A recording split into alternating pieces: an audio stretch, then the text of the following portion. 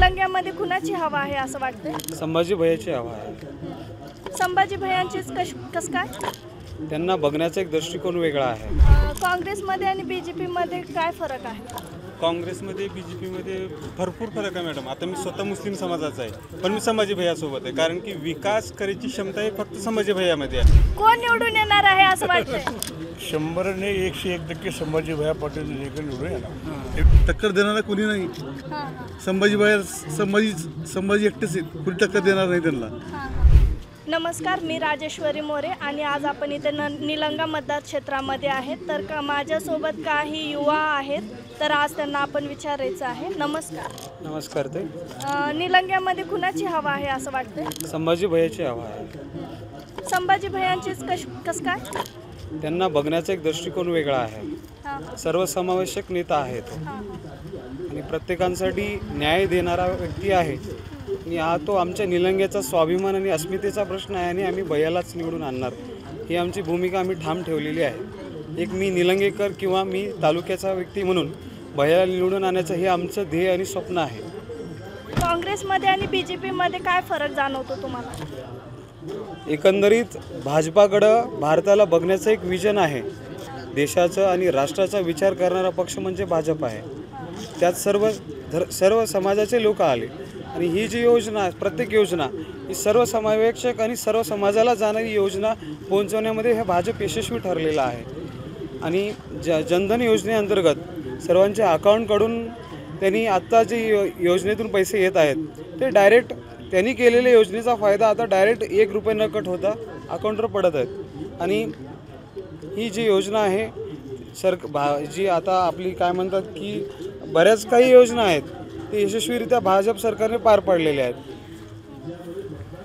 खूप खूप धन्यवाद. नमस्कार.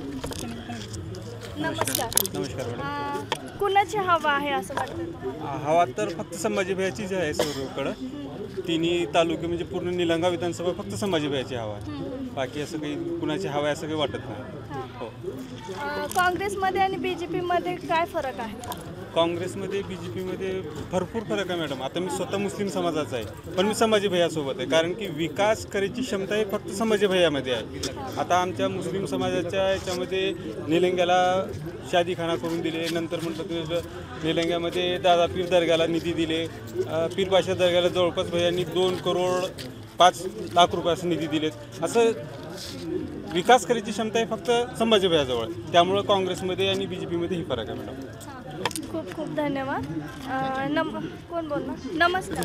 नमस्कार. काल जे कर्नाटकमधून मंत्री आले होते ते स्टेटमेंट देत होते की सोयाबीनला भाव ते वाढवून देणार आहेत 6,000. तर ह्याबद्दल तुम्ही काय सांगू शकता? ऑलरेडी औरादच्या परिसरामध्ये असणारा जो कर्नाटक भाग आहे सर्वात जास्त कर्नाटकातून सोयाबीनाचा माल औरादमध्ये येत आहे. कारण महाराष्ट्रामध्ये सोयाबीनचा भाव जास्त असल्यामुळं कर्नाटकातील लोक खास करून औरादच्या मार्केट रेटला येऊन आपलं सोयाबीन तिथे विकत आहेत. सोयाबीनचा रेट जास्त असल्यामुळं मग याच्यावरून लोकांनी ठरवावं की सोयाबीन कर्नाटकमध्ये जास्त आहे की महाराष्ट्रामध्ये जास्त आहे हे समजून जाईल. खूप खूप धन्यवाद. नमस्कार दादा. मला काय सांगायचं नाही आता सुरूपासून हा मी. नमस्कार. नमस्कार. कोण निवडून येणार आहे असं वाटतंय? 100ने 101% संभाजी भैया पाटील निवडून येणार. संभाजी भैयाच का बरं? नाही, त्यांनी आमच्या तालुक्याच्या विकासासाठी भरपूर प्रयत्न केलेला आहे, भरपूर विकास केलेला आहे. त्याच्यामुळे त्यांनी निवडून येणार. आणि एक तर समोरचा कॅन्डिडेट काही त्यांचा विषयच नाही. त्यांनी काही औरादच्या म्हणण्यापेक्षा तालुक्याच्या विकासात त्यांचं कुठलंही योगदान नाही. त्याच्यामुळं एकतर ते बाहेरून लोकांनी राज्याला उमेदवार आहे ते 100% तालुक्यात करणार नाही. आता जसं शेतकऱ्यांना वीज मोफत झाली आणि रोडा झाल्या याबद्दल तुम्ही काय सांगू शकता? नाही, आता हे शेतकऱ्यासाठी वीज बिल माफ झाली त्याच्यामुळं फार मोठा पॉझिटिव्ह पॉईंट आहे. लाडक्या बहिणीचा पॉझिटिव्ह पॉईंट आहे.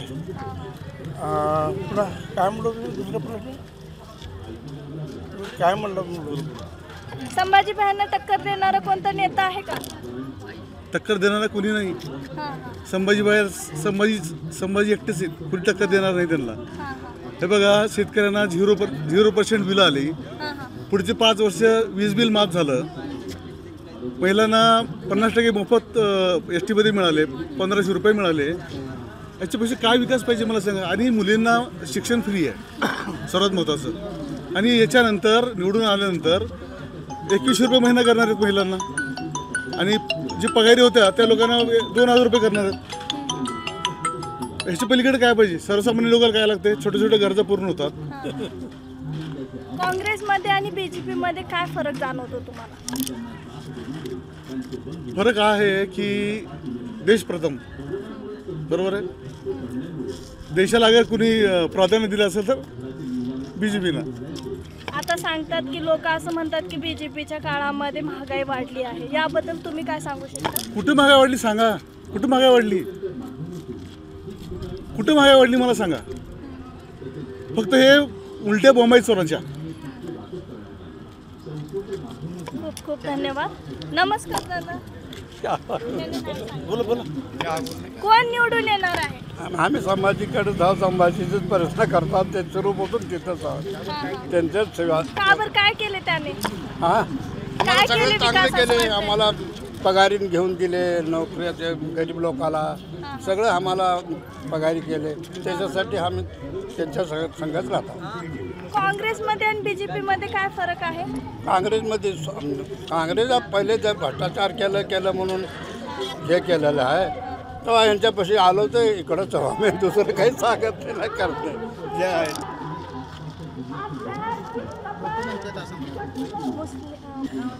मुस्लिम जातीवाद करते असं लोक म्हणतात, याबद्दल तुम्हाला? काही तिकडं आहेत, अर्धे इकडं आहेत. खोटं सांगायला काय मला अर्थ नाही. खरं आहे ते. त्यांच्यामध्ये फूट झालेली आहे. हां, फूट झालेली आहे. नाही म्हणायचं नाही. BJP केली आहे फूट असं म्हणतात, हां, याबद्दल काय म्हणतात. वाटतंय? म्हणतात त्यांनी BJPवर आरोप ठेवतात. हे बिलकुल खरं आहे. हे विचारायला तुम्ही बिलकुल खरं आहे. नाही म्हणायचं. तुम्हाला काय वाटतंय, BJP केली असं वाटतंय का? मला वाटत नाही. आम्ही जिकडं हाव तिकडंच राहणार. ह्यांचंच ऐकणार, ह्यांचंच काम करणार. आम्हाला दुसऱ्याचं ऐकायचं नाही. आम्हाला कळत नाही, लिवा येत नाही ना, काही आम्हाला ते वाचा येत नाही. तुमचं मतदार क्षेत्र कसं आहे ह्याबद्दल? आमचं मतदान यांनाच आहे. आता आमचे गिरी आहेत, डॉक्टर आहेत, सेनी आहेत, आमचे सोबत लोक आहेत. ते आम्हाला बोलून आणले तिथून आम्हाला तुमच्याबद्दल विचारायला. नमस्कार. नमस्कार. नमस्कार.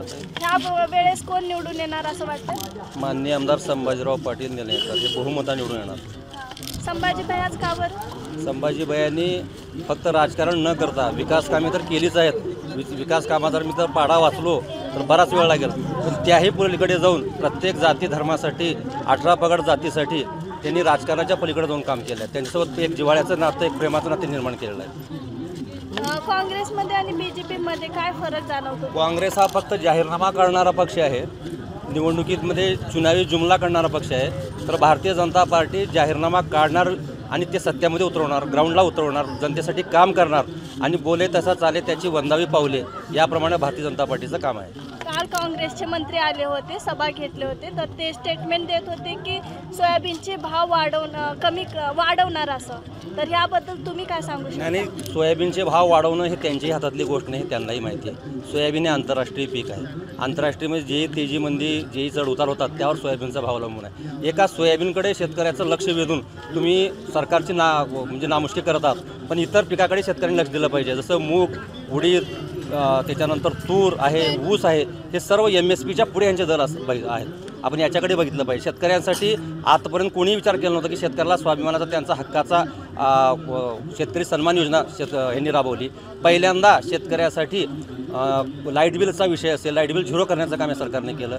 शेतकरी असेल, महिला असेल, सर्वांना स्वाभिमानानं जगण्यासाठी या सरकारनं काम केलं असं मला वाटतं. खूप खूप धन्यवाद.